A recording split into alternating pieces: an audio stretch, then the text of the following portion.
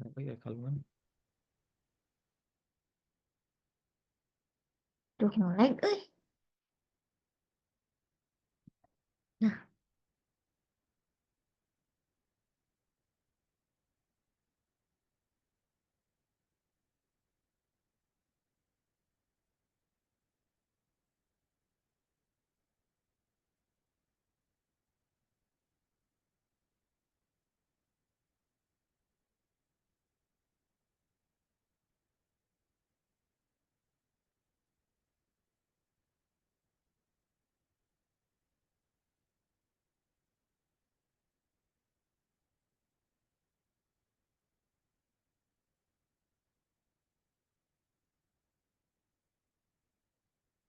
sok atuh.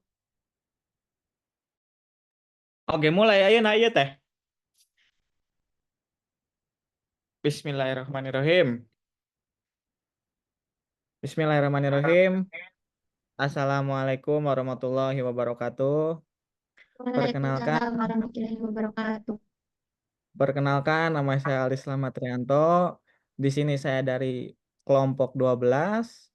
Di sini saya akan mempresentasikan hasil diskusi saya dengan rekan saya yaitu Feni Syarismala dengan judul Mengembangkan Hubungan Audit Internal Manajemen Sumber Daya Manusia yang Strategis, Sebuah Model dan Survei. Next. Oke, di sini ada latar belakang. Latar belakangnya yaitu mencapai keunggulan kompetitif adalah fokus yang semakin penting bagi perusahaan saat ini.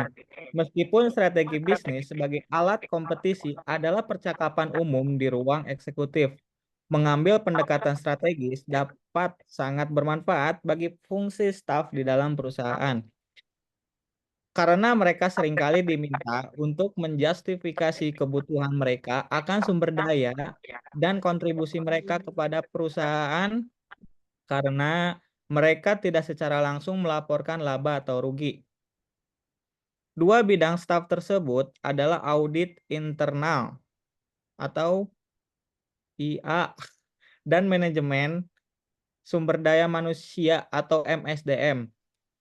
Praktik dan sistem yang digunakan dalam bidang-bidang ini mungkin memiliki pengaruh yang mendalam, meskipun tidak langsung, terhadap kinerja perusahaan. Dalam hal MSDM, ada pengakuan yang berkembang bahwa sumber daya manusia dan dampak praktik-praktik MSDM yang terkait sangat penting bagi keberhasilan organisasi. Next.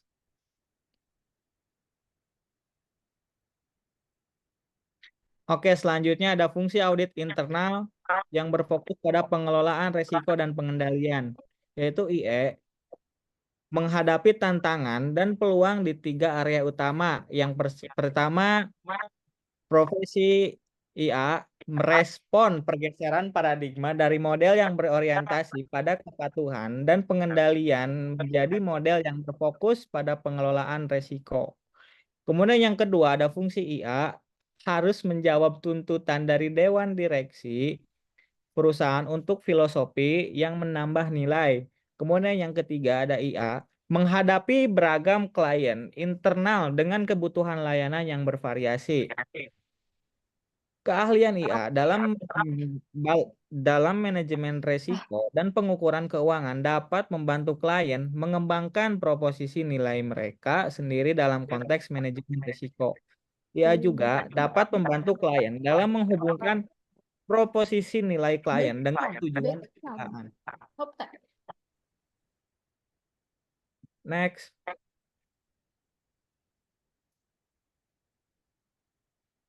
Kemudian ada fungsi fungsi HRM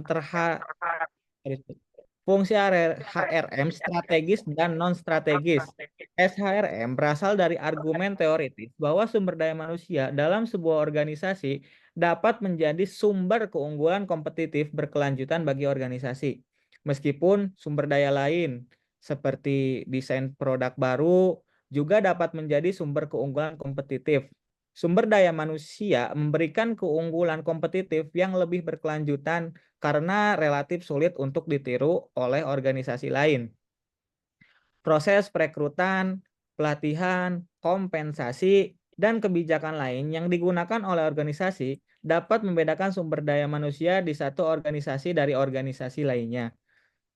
Penelitian menunjukkan bahwa memang ada hubungan antara sumber daya manusia sebuah perusahaan dengan kinerjanya menggunakan sampel dari AS Husselin 1995 menemukan bahwa kelompok praktik kerja berkinerja tinggi berkaitan dengan penurunan tingkat keluar masuk karyawan, peningkatan produktivitas dan peningkatan kinerja. Apa itu tegak kelihatan? Maaf,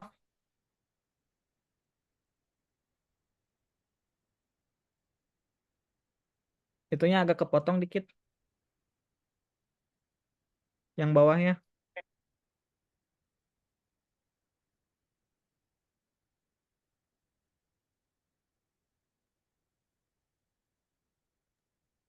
Bisa. Keuangan perusahaan. Oke, saya ulangi lagi ya. Penelitian menunjukkan bahwa memang ada hubungan antara sumber daya manusia sebuah perusahaan dengan kinerjanya. Menggunakan sampel dari AS Husselin 1995 menemukan bahwa kelompok praktik kerja berkinerja tinggi berkaitan dengan penurunan tingkat keluar masuk karyawan, peningkatan produktivitas, dan peningkatan kinerja keuangan perusahaan. Next. Nah, selanjutnya saya akan melanjutkan materi dari Aldi.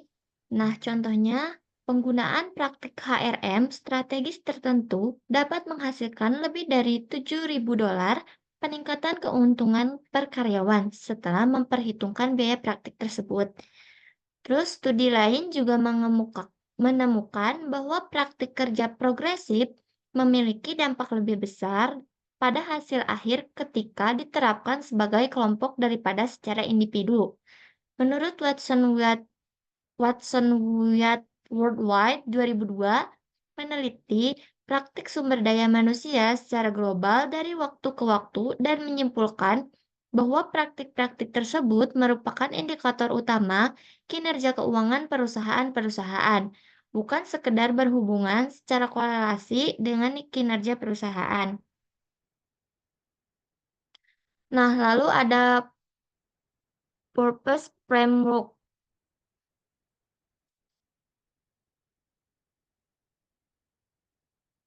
Yang pertama itu ada value creating combination, yang dimana dalam kombinasi ini AI digunakan untuk mengidentifikasi dan mengelola resiko dalam organisasi.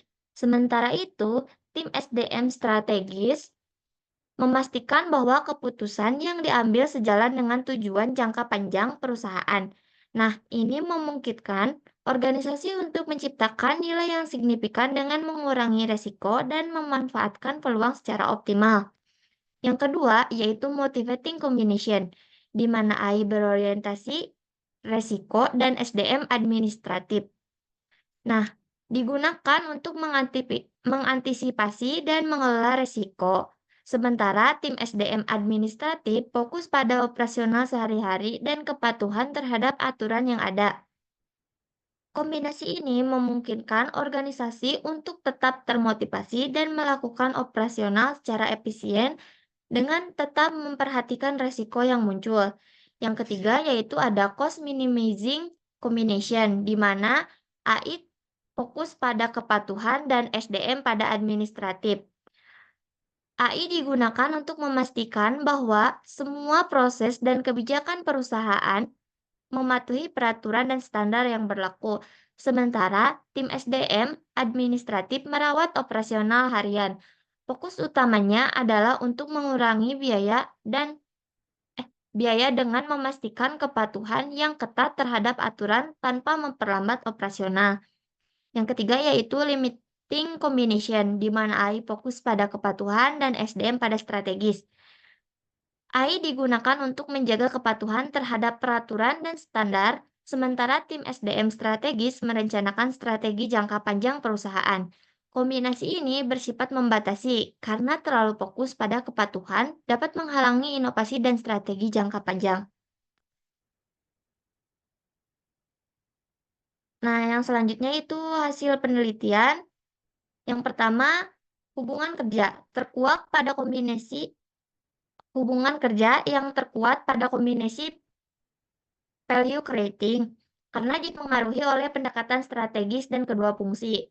Dalam proses perencanaan audit, lebih ke strategi pada value creating karena dipengaruhi oleh orientasi kedua fungsi.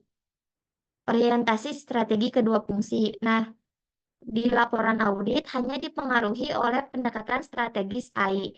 Tidak terbukti lebih strategis di value creating. Lalu, implikasi dan kesimpulan. Implikasi bisnis. Model value creating memberikan hasil yang terbaik. Organisasi perlu mengevaluasi tingkat strategis kedua fungsi secara objektif. Saran penelitian lanjutan, perlu pengembangan perlu pengembangan metode pengukuran yang lebih objektif, diperlukan studi kasus untuk setiap kuadran model, perlu penelitian dari perspektif fungsi SDM. Secara keseluruhan, penelitian ini menunjukkan pentingnya penyelarasan pendekatan strategis antara fungsi audit internal dan SDM untuk mencapai hasil yang optimal bagi organisasi. Nah, kita masuk ke sesi tanya jawab. Apakah ada yang ingin ditanyakan? Ya, silakan bagi ada yang mau bertanya, gitu kan, diberikan luang terbuka. Oke, izin bertanya. Perkenalkan, nama saya Azka Maulidan. Langsung aja ke pertanyaannya. Mengapa sih perusahaan perlu fokus pada keunggulan kompetitif dalam konteks audit internal dan manajemen sumber daya manusia?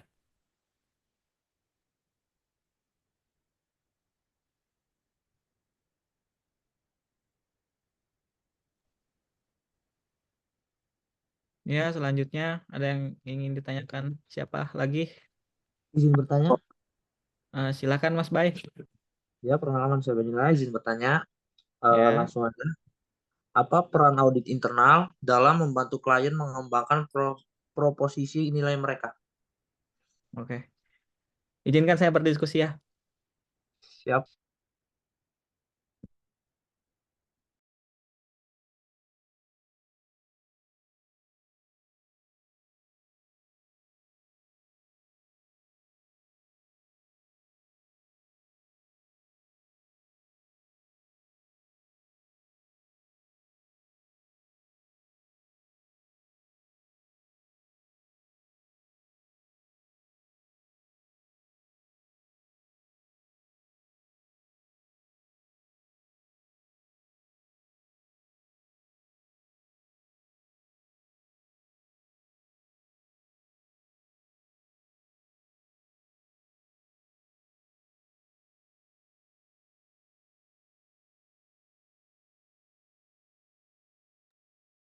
Saya akan menjawab pertanyaan dari Aska. Mengapa perusahaan perlu fokus pada keunggulan kompetitif dalam konteks audit internal dan manajemen sumber daya manusia? Nah, jadi perusahaan perlu fokus pada keunggulan kompetitif karena hal ini menjadi semakin penting dalam lingkungan bisnis yang kompetitif saat ini. Nah, keunggulan kompetitif memungkinkan organisasi untuk membedakan diri dari pesaing dan meningkatkan kinerja keseluruhan. Dalam konteks audit internal atau AI dan manajemen sumber daya manusia atau MSDM, pendekatan strategis untuk berkontribusi lebih efektif terhadap tujuan bisnis. Meskipun mereka tidak secara langsung melaporkan laba atau rugi, dengan mengelola resiko dan memanfaatkan praktik-praktik MSDM yang strategis, organisasi dapat mencapai hasil yang lebih baik dan meningkatkan nilai bagi pemangku kepentingannya. Seperti itu, apakah cukup? Oke, cukup lah. Cukup, cukup. Oke, izin menjawab pertanyaan dari Mas Bayan ya. Pertanyaannya itu tadi itu apa peran audit internal dalam membantu klien mengembangkan proposisi nilai mereka? Di sini jawabannya yaitu audit internal itu sangat berperan penting dalam membantu klien mengembangkan proposisi nilai mereka dengan memberikan wawasan tentang manajemen risiko dan pengukuran keuangan. Dengan keahlian dalam analisis risiko, auditor internal dapat membantu klien memahami bagaimana praktik-praktik manajemen sumber daya manusia dapat berkontribusi pada tujuan organisasi.